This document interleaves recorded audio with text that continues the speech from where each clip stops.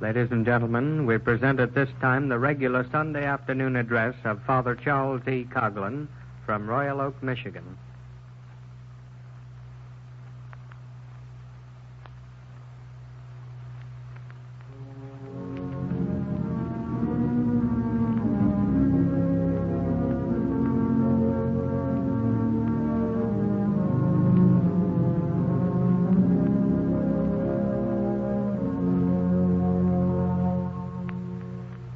Good afternoon, ladies and gentlemen. In the name of Father Coughlin and all those associated with him, I wish you a happy and holy New Year. This afternoon's address will be the 9th discourse which Father Coughlin will have delivered over this microphone this year. Because so much controversy has arisen and so many unfounded charges have been leveled against Father Coughlin for his previous addresses, thousands of persons are now asking, what did Father Coughlin actually say? Are the charges true that he is anti-Semitic? Or that he is pro-Nazi? There is a definite answer to these and other questions. To afford you access to these definite answers, Father Coughlin has printed a book containing all the addresses which he delivered over the microphone this year, including the one he will deliver today. Together with his 9 lectures, there is also printed in this gift book a statement of more than 40 pages on the question of atheistic communism written by Pope Pius XI. One copy of this book is free to every lady and gentleman in this audience. Hundreds of thousands of persons are anxious to acquire this well-bound book containing all these addresses. It is yours for the asking. It is the answer to all controversy on what was said and what was not said. To secure your copy of the book, please write this week directly to Father Coughlin, not to the radio station, but to Father Coughlin at Royal Oak, Michigan. Whether or not you can afford to make even a small contribution to defray the expenses of printing this book is irrelevant. It is for rich and for poor, for everybody. Write your name and address plainly. Your order will be filled as quickly as possible. This afternoon's address carries a message of great importance to every American. It unveils information which is not generally known to the American public.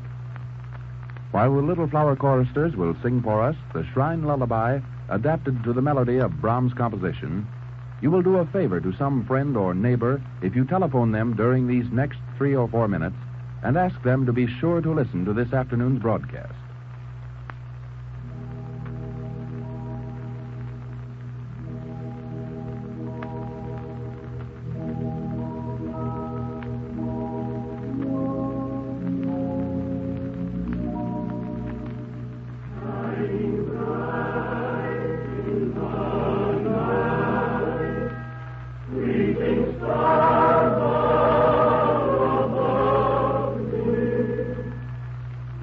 My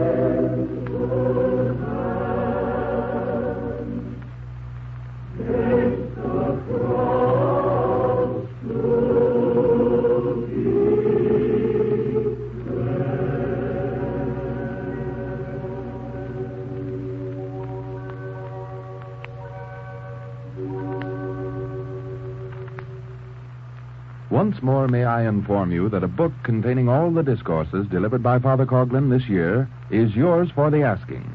This book can be obtained at no bookstore. It will not be for sale. The only place where it can be obtained is by writing directly to Father Coughlin at Royal Oak, Michigan. There is no charge for this book. It is for rich and for poor, irrespective of your ability to help defray the expenses of its publication. Father Coughlin is now prepared to speak to you on the subject of Americanism, neither Nazism nor Communism. Good afternoon, my friends. The occasion of a New Year's discourse seems to suggest that we take inventory of the past and establish firm resolutions for the future. The old year has gone. It has vanished, as have the hopes which ushered it into being. The new year is born. Although it falls heir to the disappointments and heartaches of 1938, nevertheless we hope that it will be a wiser year. A year that will not only recognize the shortcomings of its predecessor, but will carry us forward towards peace and prosperity. For almost 20 years, the world has been passing through a cycle of political and economic change that has been alarming to all patriots and Christians. Immediately following 1918, we witnessed the liquidation of several old forms of government. Russia repudiated its Tsarism. Italy accepted a rule of fascism.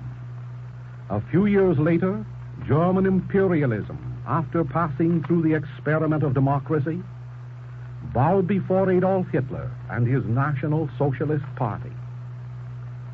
Other nations evolved other changes, as in the instances of Turkey, Portugal, and China, and still others held fast to the general pattern of their democratic traditions. As a common denominator of all these dictatorships, either forcefully imposed upon the people by a very small minority, as in Russia, or freely accepted by them, as in the clear-cut case of Portugal, as a common denominator, we find their origins traced to economic causes. In every instance, the leaders and their followers who established a dictatorial form of government at the sacrifice of civil rights and liberties did so in order to obtain economic liberties which had been denied them.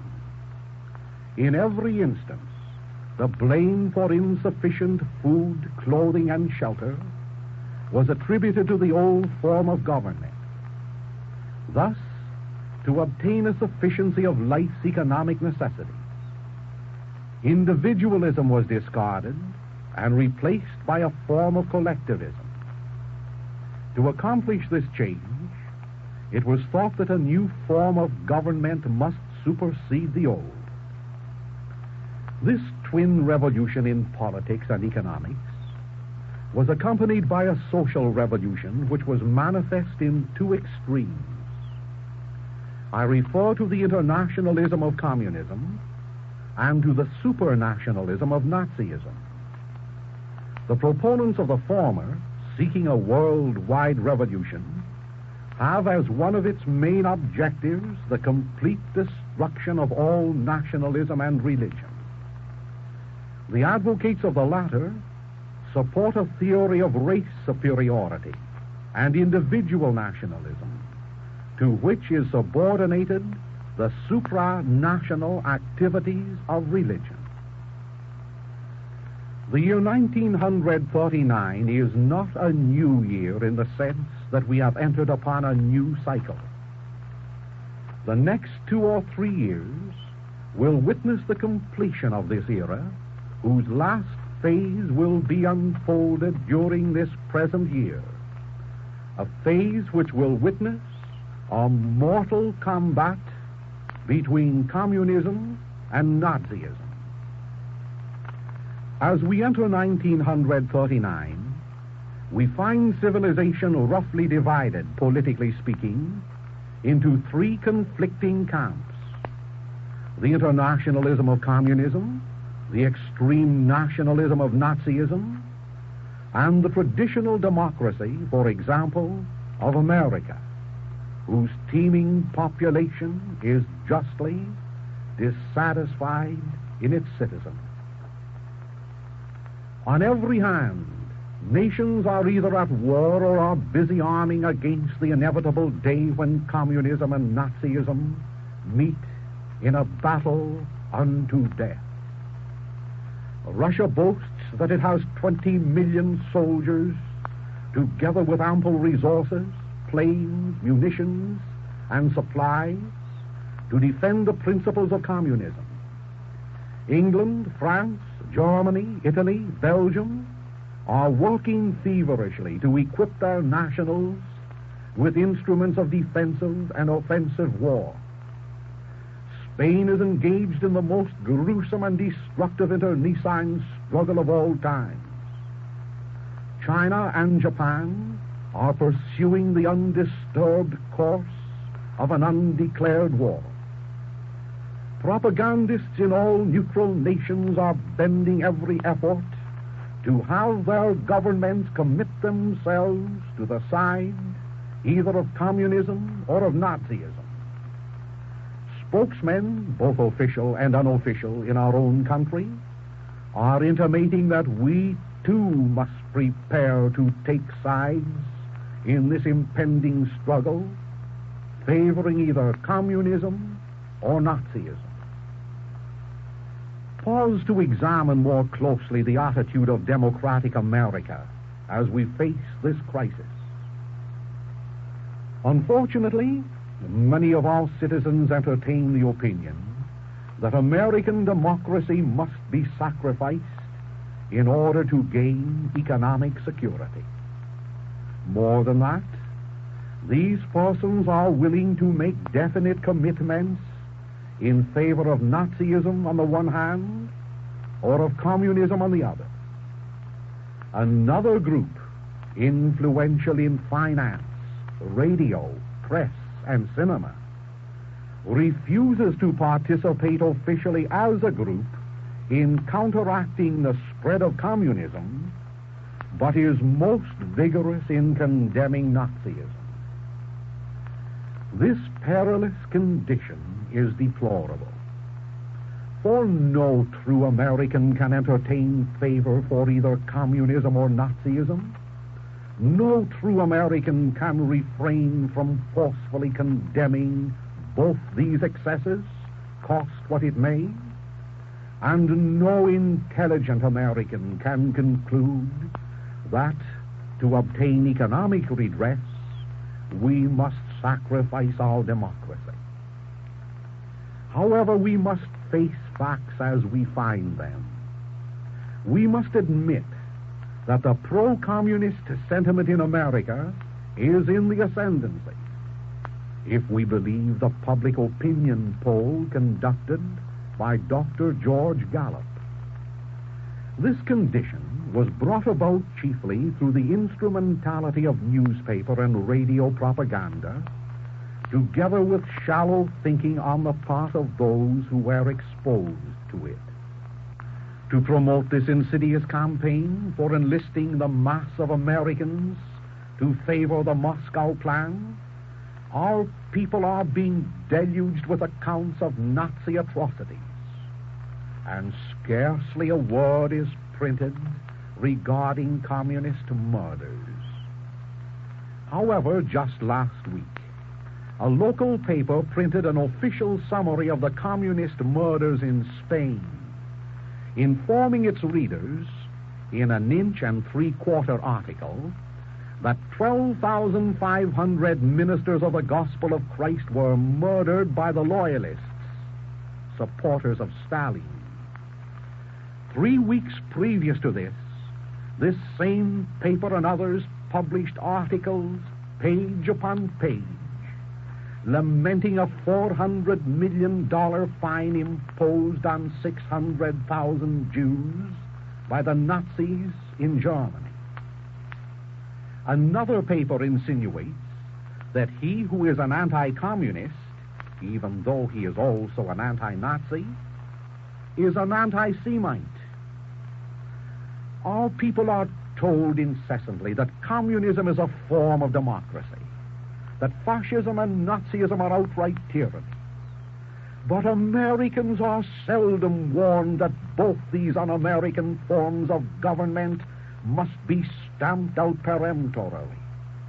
They are seldom advised that the free speech of the communist or the free speech of the Nazi may not be used to destroy the free speech of the American. In face of all this, I ask you calmly, what of Americanism and our democracy? Is there no one to defend them? While the popular mind has been poisoned by the lethal gas of propaganda, we have witnessed the birth of numerous organizations against Nazism which are powerful and efficient. We have observed that personal derision has been poured upon every individual and organization established to oppose communism. And we have looked in vain during the past years for the appearance of a consolidated, determined organization to stamp out both of these irregularities and support the traditional democracy of Washington, Jefferson, Lincoln, and Jackson, for which our ancestors suffered and died. Again I ask you, is there no one to defend Americanism? Must the attention of sincere Americans be focused constantly upon these un-American heresies? Is it not time this New Year's Day to organize courageously against both communist and Nazi in our own nation and drive them and their unconvertible supporters into Russia or Germany where they belong? 1939 and the years immediately following will witness the completion of the present cycle in which we are living. A cycle which will culminate only with victory for communism, victory for Nazism, or victory for Christian democracy over both. The two political systems of totalitarianism, one a dictatorship of international godlessness and the other a dictatorship of national race supremacy, one a thoroughgoing form of atheism and the other a thoroughgoing form of state control of religion, one a notorious butcher of Christians and the other a notorious disparager of Jews, these two cannot exist together, nor can either one of them live within the confines of our nation side by side with Christian democracy. Christian democracy, the regime of national liberty founded upon the moral code of God the Father and his divine Son, Jesus Christ. The United States of America is not large enough for both democracy and communism or Nazism. Therefore, it is to be hoped that this year will find the inarticulate, easy-going, and long-suffering American public divorcing itself from the influences of propaganda and asserting itself most vigorously against communism and its atheism, against Nazism and its exaggerated ideas of nationalism. Let us stand undivided for American Christian democracy, even though this will necessitate stern action against the highly organized forces which are endeavoring to destroy our ideals, forces endeavoring to substitute for them either the brazen, godless internationalism of the Kremlin or the supranationalistic theories of Berlin. Americans fought a civil war to preserve the unity of this nation. How many Americans are there this New Year's Day who are willing to engage in a more important civil conflict, if necessary, to preserve the democratic liberties of this country? Let those who are with us reap the rewards. Let those who oppose us by their silence or their actions suffer the consequences. These are militant words, I recognize, but it were cowardice to evade a definite issue when we witness already the first results of the premeditated destruction surrounding us. Before discussing the hysteria which is impelling our nation to participate in the worldwide race for supremacy in armaments, and the tendency to cast our lot with the policies and destinies of foreign dictators, permit me to speak of the Munich Peace Pact and the events leading to it, for it has a bearing upon our future. The most important single event which characterized 1938 was the Munich Peace Pact. And the most important man of the year was Neville Chamberlain, Premier of Great Britain, who made possible this pact. Immediately prior to the signing of the Peace Pact, the American press and radio shed oceans of tears over the possible partition of Czechoslovakia, which slowly but surely was being communized by a band of atheists. Little or no publicity was given to the press or radio to Cardinal Kaspar's pastoral letter. Cardinal Kaspar, the primate of Czechoslovakia. In pathetic words, this venerable gentleman said, quotations, "In this country, Czechoslovakia, God was affronted by the pulling down of the memorable statues in the midst of our capital city. Idols were displayed before the nation for the worship as the redeemers of the people. Prominent public leaders dared not even mention the name of the true living God and our Savior Jesus Christ in their utterances.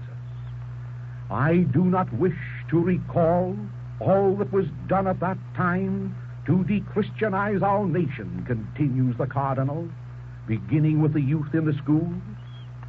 "But it is a comforting fact that many people have since found and acknowledged those mistakes," unquote. My fellow Americans, why did the press and radio deluge our nation with professional lamentation on the occasion of Czechoslovakia's partition? Was it their purpose to arouse our sympathies for an oppressed minority? Or was it their design, if possible, to have England, France, America, and Russia declare war against Germany, a war that would be safe in a degree for the agitators 3,000 miles distant from the battlefields, but gruesome for the populations of Europe? Even though the partition was an injustice to be condemned, what complaint did this same press and radio utter when the godless rulers of this victimized country stole the liberty of religion from the hearts of its people? Scarcely a word. No wonder then that Cardinal Kaspar concluded his pastoral letter by stating, quotations, "Was it not a heartbreaking announcement that was made at the International Godless Congress recently in London that Czechoslovakia comes next after Soviet Russia in the number of organized godless propagandists," unquote. Holding no brief whatsoever for the German acquisition of a portion of Czechoslovakia, which portion nevertheless was predominantly German, but merely referring to this incident which led up to the Munich Peace Pact, The year of 1938 in American propaganda will be remembered for generations to come because of all this propaganda. Because of it, we were almost constrained to believe that England, France, Russia, and the United States should declare war against Germany for this so-called aggression. Fantastic suggestions were heralded throughout the nation, intimating that our own national security was in jeopardy, that the British Empire was on the verge of collapse, unless 20 million men should sacrifice their lives or their fortunes to sustain the godlessness of which Cardinal Caspar officially complained. We will also remember that above the din of this hymn of hate, there emerged the clear, courageous voice of Neville Chamberlain, which re-echoed the angel's song once sounded over Bethlehem's stable. He refused to be stampeded or coerced by the propagandists. He chose peace, recognizing the futility of war which settles nothing. To him and his cabinet, more than to any other group of men in all this world, does this generation owe its gratitude. Had his mighty office as premier been occupied by a fashion plate of radicalism, a world war so greatly desired by the communists and by their international supporters would now be in progress. As a result of Chamberlain's action, communism experienced a tremendous reversal in Europe. It was only a reversal, however, not a defeat. A reversal which necessitated a change in their plans and tactics. Thus, from Europe to America, their base of operations was quickly moved. To gain control of our America became the objective of the international radicals. To liquidate our democracy and substitute for it a dictatorship became their goal. Only America, so they decided, could turn the tide in favor of Stalin. Only America could force the retirement of Chamberlain and his policies. Only through the capture of this nation with its finance, its industry, and its power could there be realized the dreams of Antichrist. America, so they believe, even now can force Britain and France to engage in a world war to assure an international victory for communism. My friends, if communism and Nazism must come to grips, let America remember that she is beholden to neither one of them. Let America remember the golden counsel of her first and greatest president, which warns us today, as it did yesterday, to keep clear of foreign entanglements. In these days when, according to propaganda, one is un-American if he is American, one is anti-Semitic if he is anti-communist, it might be worthwhile to revive a paragraph or two printed in the Congressional Record of February 9, 1917. In one sense, 1939, with its violent pro-communist propaganda, and 1917, with its outrageous atrocity stories, are somewhat related. In 1917, the late Senator Caraway wrote into our official government records a statement which reads as follows, quotations. In March 1915, the J.P. Morgan interests, the steel, shipbuilding, and powder interests, and their subsidiary organizations got together 12 men high up in the newspaper world and employed them to select the most influential newspapers in the United States, and a sufficient number of them to control generally the policy of the daily press of the United States. These men, continues the article, these 12 men worked the problem out by selecting 179 newspapers and then began, by an elimination process, to retain only those necessary for the purpose of controlling the general policy of the daily papers throughout the country. They found it was only necessary to purchase the policy, national and international, of these papers. An agreement was reached. The policy of the papers was bought, to be paid for by the month.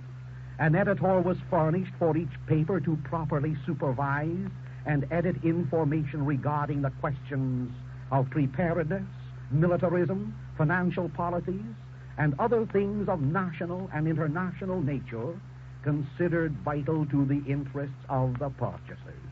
Unquote the congressional record. That, my friends, is a part of the propaganda story of 1917. The parallel in 1939 is evident. While no one is intimating that the house of J.P. Morgan and Company, or any other financial house, is advocating the cause of communism through the press, 1939 will witness a very definite and determined effort on the part of a certain group in America to pervert our democracy into a dictatorship, this to be accomplished through those who control the press through advertising. Be it submitted that a strong minority of the American press will remain American through and through. However, I am warning against only that group of publications which is willing to sacrifice patriotism for profits and nationalism for internationalism. To most of you, this prediction appears to be the utterance of an alarmist. Let me assure you that it is founded upon congressional fact. Its substance is founded upon several congressional bills already prepared or in the process of preparation for passage during the forthcoming session of Congress. At this moment, the citizens of the country are being conditioned to favor one of these bills by means of the propaganda of preparedness, of militarism, and of fear of persecution, which is being spread abroad throughout the nation. While we readily admit the necessity of being prepared to wage successfully a defensive war, while we are glad that a suggestion made over this microphone 4 years ago to the effect that we should have at least 4,000 planes on the East Coast and 4,000 more on the West Coast is at long last receiving attention, what nation, I ask, will be our aggressor? Not Japan. Too many thousands of miles separate us from the Orient. Too many hundreds of ships would be required by the Nipponese to transport 1 million men with their necessary equipment and food and munitions. Not Germany. Russia's 20 million troops would seize an opportunity long awaited if 1 million German soldiers were to leave the soil of the fatherland for offensive warfare in North or South America. And not Great Britain. This is a friendly nation. Our destinies are suited to war for any serious activity to originate from that quarter to cause us consternation. Why then is 1939 ushered into America with a fanfare of militarism? America that is almost self-sufficient. America that is on brotherly terms with and friendly terms with South America. Defense of warfare, must we conclude that we are preparing for an offensive war? Let us weigh this question. To it, there is only one of two answers. First, it may be a plan on the part of the government which has failed to break the back of the Depression through consumer expenditures to launch a gigantic campaign of producer expenditures. In other words, The policy of extending dole to the farmer, the laborer, and the jobless has failed. Now, expenditures for destructive purposes, for battleships, munitions, fortifications, and military equipment, this will be engaged in to give work to the idle, satisfaction to the warmongers, profits to the munition manufacturers, bonds to the bankers, and joy to the hearts of those who are laboring under the impression that we are preparing to launch an American armada of destruction against Germany, Italy, Spain, and Portugal. The second answer, the more likely reason for all this propaganda for military preparedness and war expenditures, originates with those powerful internationalists who are determined to line us up with the communists in the impending European war. They have consistently sympathized with the policies of Stalin.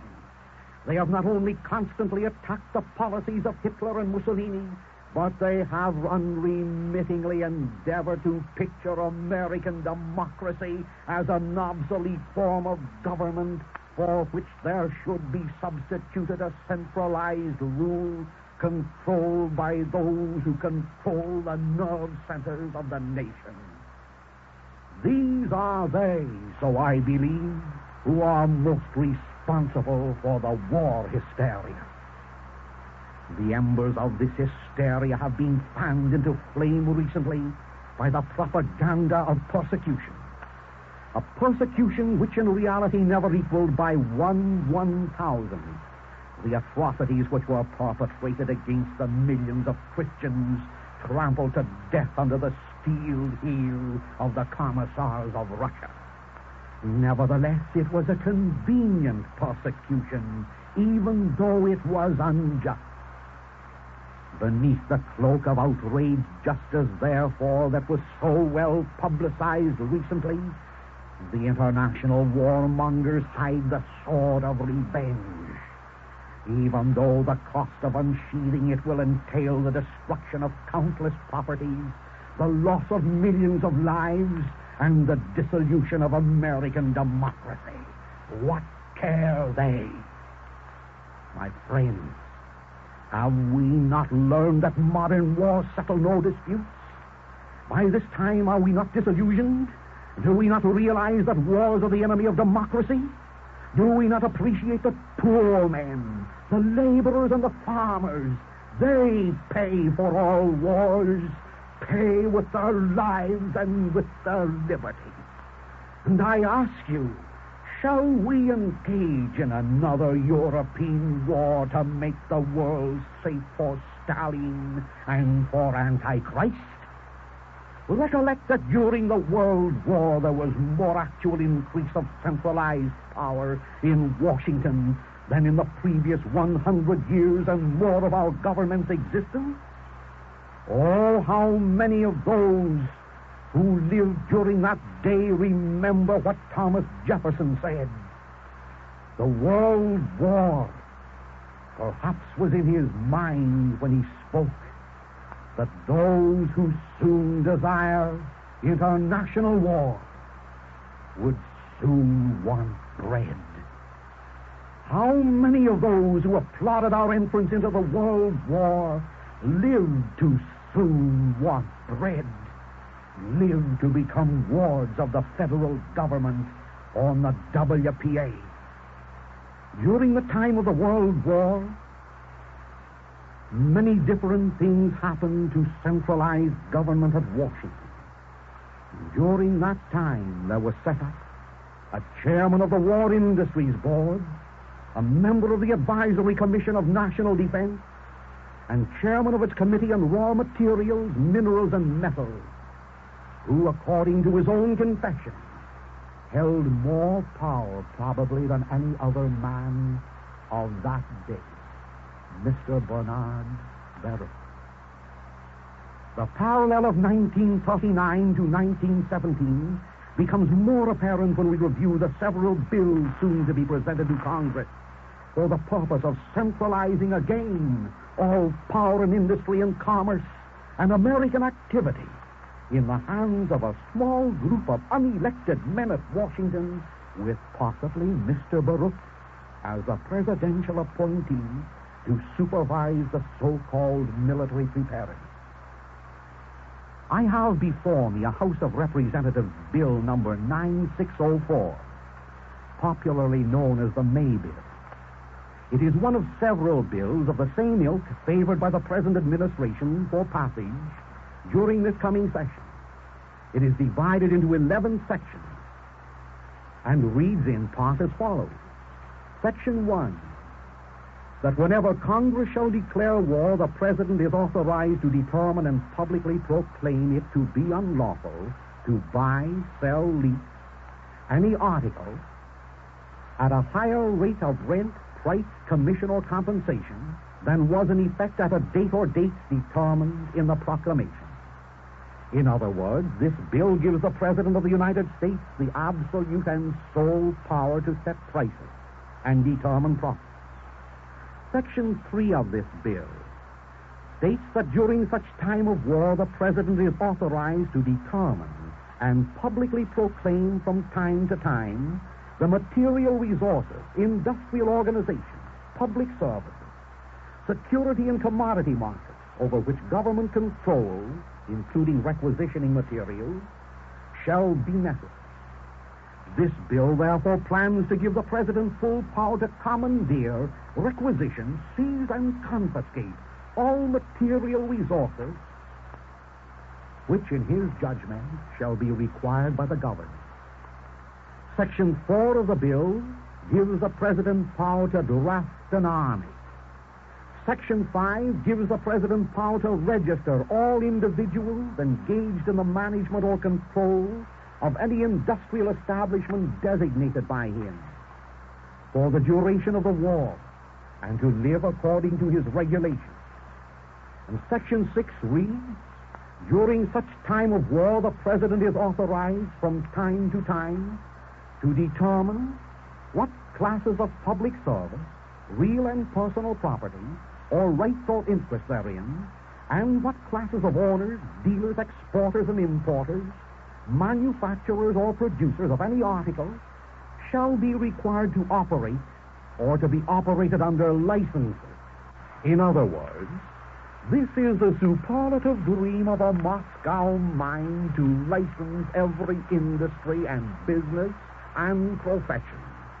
It empowers an individual with the control of every gainful activity from the manufacture of a warship to the selling of a bag of peanuts.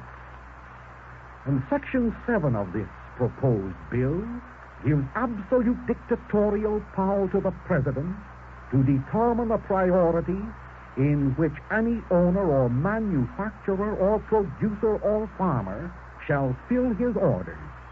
The same dictatorial power once enjoined by Joseph Stalin and his predecessors when they forbade food to be shipped into the Ukraine because the Ukrainians were not favorable to the Soviet policy. Section 8 of this proposed bill reads, as used in this act, the term, quotes, in time of war, unquote, shall mean the time intervening between the declaration of war by Congress and the passage by Congress of a resolution stating that war has terminated. My friends, this is startling information to the majority of you who are living in a fool's paradise, imagining that this democracy of ours is unassailed from within its own walls, when on the very doorsteps of this year 1939, 4 or 5 similar bills to the one which I have condensed for you are prepared to destroy, prepared to hurl us into a hell of war on the side of communism and to establish a dictatorial form of government. A form of government which, upon the passage of this or a similar bill, goes into effect not when war is actually engaged in, but when war is even declared. Even a war declared against the cotton pickers in Alabama or the Eskimos at the North Pole region. Please, God, may these be idle speculations. However be they founded on fear or fact, one policy is certain for Americans. Let us serve notice on the internationalists in this nation that we respect Washington's counsel of no foreign entanglements, that henceforth we will observe strict neutrality, not permitting the stars and stripes to fly from a ship's masthead that carries munitions in her hold, that we will not infringe upon the laws of good neighborliness by repeating our recent error of loaning $25 million to China, now engaged in war with Japan, and that we will not permit young radicals to be regimented here to fight for the cause of communist Spain. And let us seal that resolution by informing them that this is a democratic country which we will never surrender to a dictator. And at this juncture, may I pause to inform you that of all the nations in the world supporting or recognizing the communist loyalists in Spain, there are only three, namely Russia, France, and the United States. Every other nation of importance, including Great Britain, the largest, and the Vatican State, the smallest, has recognized General Franco's government either de jure or de facto. Again I ask you, is there no voice to be raised for America and democracy, for America and for our traditions? And my answer is, most assuredly there is. There are millions of God-fearing, American-loving citizens who are neither joiners nor factionalists, men who are content to sit serenely by their firesides with their families, men who in a crisis will prove the bravest of all. Those men and their families will rise during this year of 1939 to keep America safe for Americans and the stars and stripes, the defender of God. So this is 1939. Possibly, yes, probably.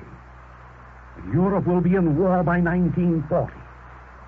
The forces of Nazism and Communism will clash in mortal combat.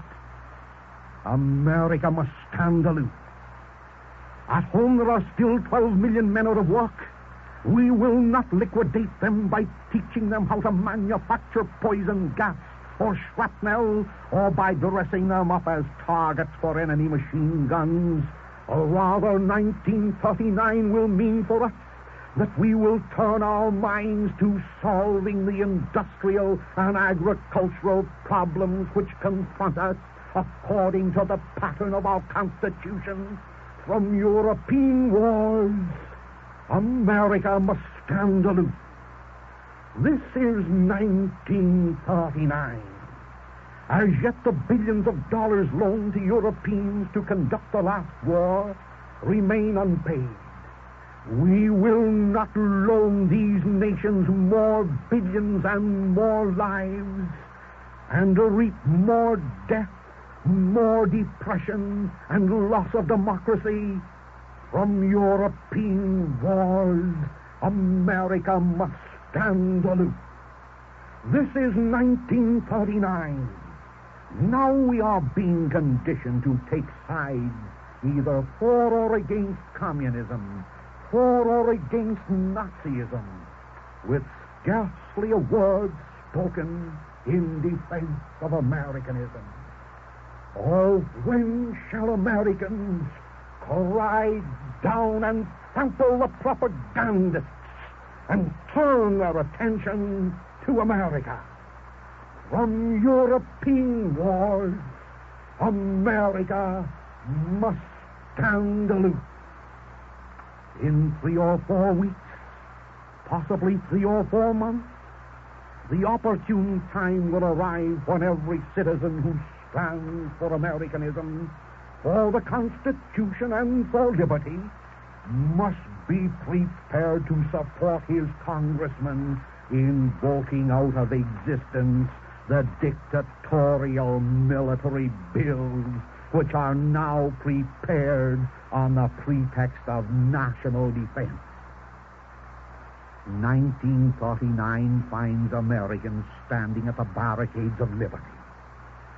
Behind us stretch 162 years of freedom, and before us yawns a vortex of national doom.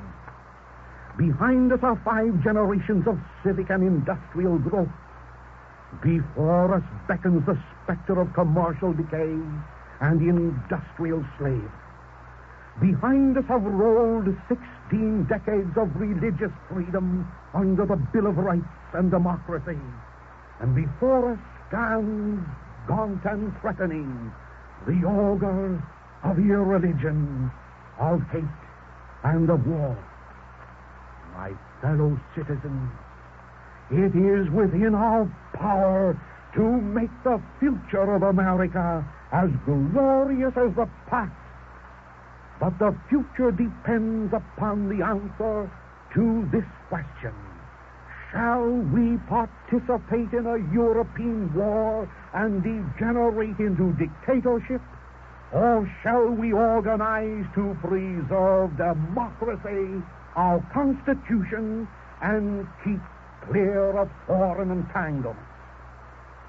In its current issue, the Brooklyn Tablet says today editorially, war advocates and international meddlers will be particularly active in Washington next week. A Lift the Embargo and Spain convention will be held. In addition, the American League for Peace and Democracy, an outfit which, like the late Mr. Custer, hides its racket under an assumed name, will convene and engage in its usual activities of promoting communism through attacking fascism, thus misleading the public. The general theme of the 2 conventions will be to lift the embargo on Spain. Just now, when our nation tenders its sympathy to the persecuted minority in Germany, these zealots have the effrontery to demand that arms and ammunition be sent to the persecutors of Christians in Spain.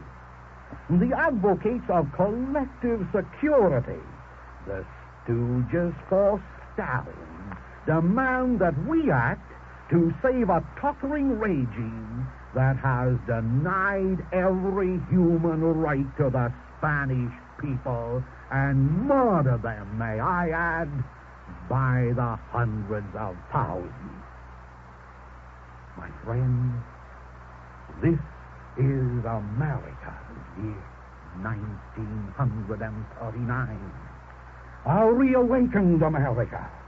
An America that stands 100% for Americanism. An America that is opposed to both Nazism and communism as traitorous heresy. An America that will have no patience either with Nazism or communism. An America that still stands by the traditions of our forefathers, traditions of liberty, traditions of godliness, traditions upon which we must establish a sane Christian nationalism. From European entanglements I pray you. From Nazism and communism I conjure you. America must stand aloof, and her future is secure. This address, my friends, will be incorporated in a book which I have prepared for distribution. The last 9 lectures, together with an essay written by Pius XI on atheistic communism. The book is yours, free for the asking. Write to me this week.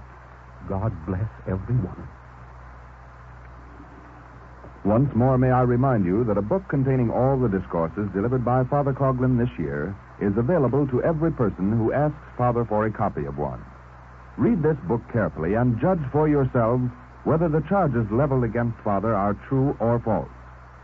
Because many hundreds of thousands will be requesting a copy of this book, please ask for one copy only in each letter.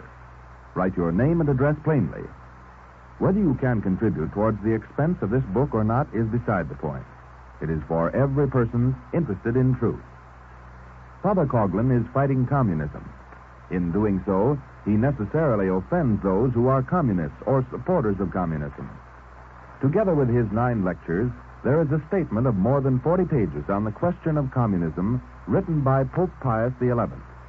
This papal statement is included in Father Coughlin's book. Mail your letters directly to Father Coughlin at Royal Oak, Michigan.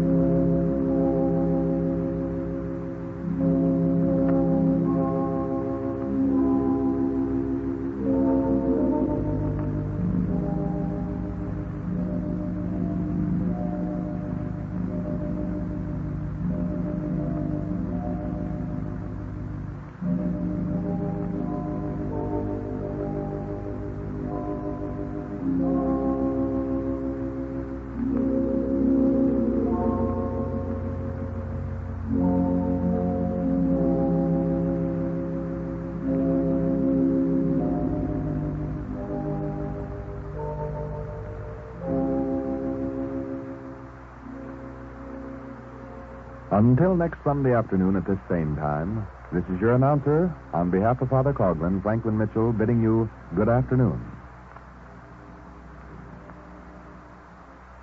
Ladies and gentlemen, we presented the regular Sunday afternoon address of Father Charles E. Coughlin from Royal Oak, Michigan. The thoughts and opinions contained in this address were entirely those of the speaker and in no way reflect the policies of this station. Your dial is set at 1250 kilocycles. This is WHBI, Hoyt Brothers Incorporated, Newark, New Jersey.